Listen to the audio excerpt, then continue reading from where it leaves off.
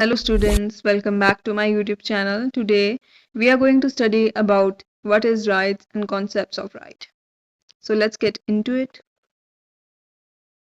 So before starting our video, I want to tell you that I have started a wonderful study series in my YouTube channel and I will post regarding all the concepts related to political science. So if you want a specific video of any topic, please do comment down in my comment section.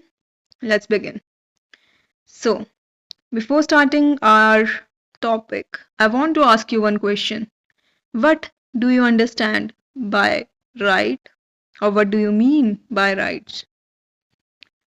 अब बहुत से बच्चों को इस question का answer basic terms में नहीं पता होता है but once you have a basic foundation of any concepts, you can build a foundation. Okay? So whenever it is asked in your examination that what are rights, you always have to tell that rights are those facilities. Rights क्या है? एक सुविधा है, ठीक है, which is provided by state and government. राज्य और सरकार से हमें प्राप्त होती है and it is important for the growth of the citizens. The demand for the right was first raised in 17th century and it was raised in England. ठीक है, अब ये जो राइट्स की डिमांड है ये पूरे विश्व में सबसे पहले इंग्लैंड में उत्पन्न हुई थी. उसके बाद जाकर ये धीरे धीरे अमेरिका और फ्रांस में 18वीं शताब्दी को हमें देखने को मिली थी. अब जो ये राइट्स की डिमांड फ्रांस और अमेरिका में लेट उभरी, उसका एक हमने बहुत ही फेमस वो पढ़ी होगी फ्रांसीसी क्रांति या फ्रेंच रेवोल्यूशन, वो इसी का ही रिजल्ट था. राइट्स की वजह से वो डिमांड हुई थी. Next we will study about the most important aspects of rights or the most important concept of right. अब जो rights हैं, अगर मैं बोलूं कि मुझे किसी इंसान को पीटने का अधिकार है या किसी इंसान को मारने का अधिकार है तो वो क्या कहलाएगा? वो गलत कहलाएगा. सो इसके टू कॉन्सेप्ट्स हैं जिनके बारे में जानते हैं आगे. पॉजिटिव राइट्स, ठीक है. अब जो पॉजिटिव राइट्स हैं वो क्या है?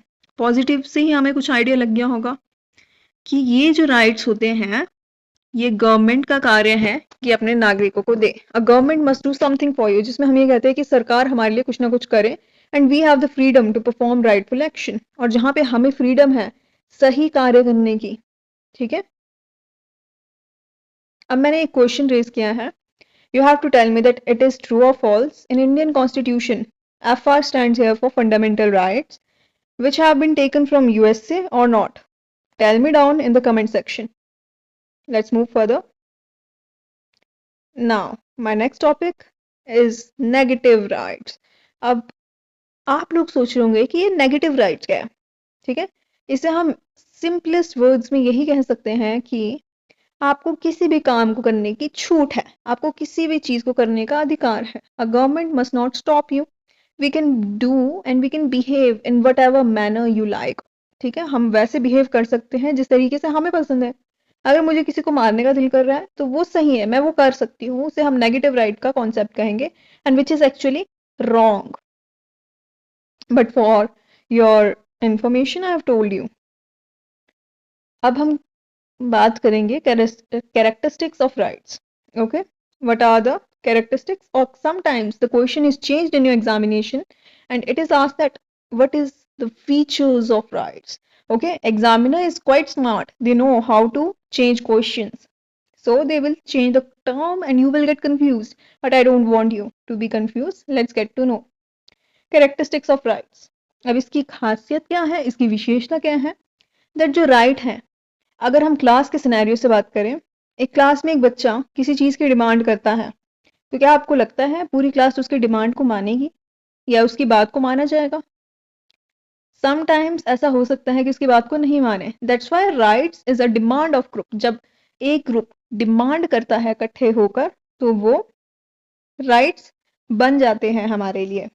जैसे कि हमने अपनी फ्रीडम के लिए राइट स्ट्रगल किया है, उसके बाद जाके हमें फ्रीडम मिली है. Freedom is a birth right. Whose famous quotation is this? Please write it down in comment section. Next thing is that rights are equal for everyone. अब ऐसा तो है नहीं कि मुझे किसी चीज को करने की छूट है और वो आपको ना हो.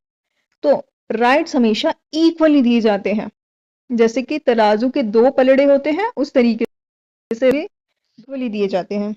Then rights are based on moral and ethical values. Rights जो है वो किस पे बेस होते हैं? Are morals and ethical values. Okay, तो जो राइट्स है वो हमेशा सही पर्सपेक्टिव से लिए जाते हैं। कुछ सोसाइटी में वैल्यूज होती हैं, कुछ मॉरल्स होते हैं, कुछ मॉरल प्रिंसिपल्स होते हैं जिसके अकॉर्डिंग हम बिहेव करते हैं। अब राइट्स जो है वो लिमिटेड भी हैं। क्यों लिमिटेड है? क्योंकि राइट्स, अब आपको पता होगा हमें फंडामेंटल राइट्स दिए गए हैं, but in the case of emergency अब fundamental rights are snatch away from us. But उसमें भी हमारे दो फंडामेंटल राइट्स ऐसे हैं जो हमसे नहीं छीने जा सकते हैं। वो कौन से हैं आप जरूर बताएं। Rights come with duty. अब जो राइट्स है वो हमेशा कर्तव्यों के साथ आते हैं। जो मेरा अधिकार है वो दूसरे की ड्यूटी है, वो दूसरे का कर्तव्य है। Let's move further. I hope your concepts are getting clear because I'm trying to make it really simple. Now we will cover two topics which is quite simple and easy. Types of rights and theories of rights. अब मैं जब यहाँ पे types की बात करूँगी तो आपको एक चीज़ का ध्यान रखना है कि इसकी जो theories है और types है वो somewhat similar ही है। उसके based ही different thinkers ने points दिए, उसके बाद ही इसके types बने हैं। तो सबसे पहले बस मैं आपको यहाँ पे नाम बता दूं। Natural rights, moral rights, legal rights, social rights, economic rights भी होते हैं। डिफरेंट बोले जाते हैं, इसलिए मैंने यहाँ पे सबके नाम मेंशन नहीं किए, but these are the means and we will get to know about the various theories of it. So let's know about the theories of rights. सबसे पहली थ्योरी क्या है? थ्योरी क्या है? हिंदी में तो हम सिद्धांत बोलते हैं। अब सिद्धांत विभिन्न लोगों के विभिन्न प्रकार के हो सकते हैं। एक तरह से ओपिनियन कह सकते हैं हम इन्हें, जो कि कुछ इस तरीके से है और ये वेरियस फेमस पॉलिटिकल थिंकर के हैं। So I want to tell you before moving any further, my apology for this thing that I haven't write the name of the writer of natural rights theory. So I will dictate it for you. John Locke, John Rousseau, Rousseu, and Hobbes, Hobbes. Okay, Hobbes. Natural rights theory. So इसमें किस चीज़ के बारे में बात की गई है? That rights are natural. Rights क्या है? बहुत ही प्राकृतिक है। ठीक है, ये राज्य के उत्पन्न होने से पहले, राज्य के अस्तित्व में आने से पहले ही थे। State exist to protect rights. अब जो राज्य है वो किस लिए एग्जिस्ट करता है? वो हमारे राइट्स को प्रोटेक्ट करने के लिए।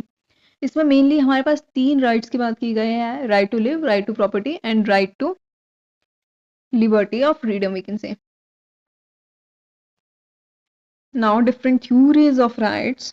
Okay, there are mainly 3 theories of rights. Again, not mainly, I have told you. Let's continue with the theory number 2, which is legal theory. Legal theory is related or given by Jeremy Bentham. Don't go on the pronunciation of name because sometimes it is pronounced differently in different accents. So let's get to know about the theory of legal right. Legal right क्या कहता है? That rights are created by laws and state. Rights जो है वो किसके द्वारा create होते हैं? Laws, कानून और राज्य द्वारा। अगर कानून नहीं होगा तो हमारे पास कोई अधिकार नहीं होगा। और समबट उनके हिसाब से ये थ्योरी सही भी है, बिकॉज विदाउट लॉज लोग क्या करते हैं? दूसरों के राइट्स को छीनने की कोशिश करते हैं। और जो बेंथम है उन्होंने नेचुरल राइट को नॉनसेंस कहा है। Not upon state, it is upon states, STILTS। यहाँ पे मैंने स्टेट लिख दिया by mistake. Next theory is of Marxist theory. He is a famous writer and we all know him. Marxist theory is given by Karl Marx. अब Karl Marx का आपने बहुत बार नाम सुना होगा पॉलिटिकल में, because he is a very famous thinker. अब उनकी थ्योरी क्या कहती है? That rights in capitalist society favours only rich class. ठीक है, जो राइट्स हैं वो कैसे पूंजीवादी समाज में सिर्फ किन लोगों के लिए है? अमीर क्लास के लिए, अमीर लोगों के लिए। अगर आप ट्रूली किसी इंसान को राइट्स देना चाहते हो, so what you have to do? You have to make the society classless, but that is not possible somewhat. Okay, So somewhat his theory is not considered appropriate. Let's move to our third theory, which is social welfare. What is social welfare? कल्याणकारी सिद्धांत क्या कहता है? But before knowing about it, it is given by Lasky. इसे somewhat political science के अंदर सही theory माना जाता है एंड इसमें इस चीज की बात की गई है that rights are connected with social welfare. समाज के कल्याण से संबंधित होते हैं हमारे अधिकार, और राइट्स और जो ड्यूटीज है they go together, they work together. Rights must benefit society as whole. जो राइट्स है वो बेनिफिट करे सोसाइटी को, वो भी पूरे तरीके से. ऐसा नहीं हो कि राइट सिर्फ किसी एक ही इंसान को बेनिफिट करे या किसी एक ही क्लास को बेनिफिट करे. It should benefit the whole society. Let's move towards our last theory which is moral theory, and this theory is given by T.H. Green. Okay, the names are really important. If you are using these names in your answer writing, it will make your answer writing really strong. So do focus on the names. Rights are based on moral development of individuals. अब वो क्या कहते हैं कि जो rights है, ठीक है, वो किस पे बेस्ड होनी चाहिए? नैतिक विकास पर, वो भी व्यक्ति के. राइट्स जो है वो मनुष्य को या ह्यूमन को हेल्प करते हैं एक अच्छी सोसाइटी फॉर्म करने में, एक अच्छे मॉरल रखने में. So these are the all theories which are very important, and sometimes these kinds of questions are directly asked from your exam point of view. The main concepts and the basic concept are clear, but I want to add one thing, that when you are writing your answer, you definitely give a specific definition of one writer. You can give it of any writer. I haven't used any definition here, but you can find it through your own resources. That's it for my first video, and I will see you in the next video. I hope you liked it. Please give it a thumbs up if you liked it, and bye bye.